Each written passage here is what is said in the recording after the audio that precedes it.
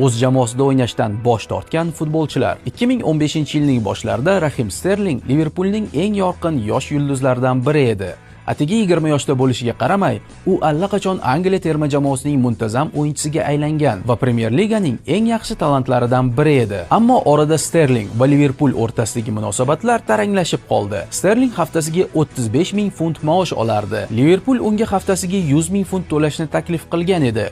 Bu uni klubdagi eng yuqori maosh oluvchilardan biriga aylantirardi. Ammo uning tarafdorlari yanada ko'proq. Agar kanalimizni kuzatib bormasangiz, bizni yana ko'rish ehtimolingiz juda kam. Lekin obuna bo'lgan bo'lsangiz tabriklaymiz. Bu yog'iga har kuni yangi bilimlarga ega bo'lasiz. Haftasiga taxminan 150 ming funt talab qilishayotgandi. Shartnoma muzokaralari to'xtab qolgan edi. May oyida Sterlingning agenti Eddie Ward 20 yoshli angliyalik forvardga haftasiga 900 ming funt taklif qilingan taqdirda ham yangi shartnoma imzolamasligini aytgan. Shundan so'ng Liverpool Sterling bilan uchrashuvni bekor qiladi. Iyulda Sterling Liverpoolning safariga borishni istamadi va Manchester City uni sotib olish uchun 44 million funt taklif qildi. Liverpool esa bu transferni tasdiqladi.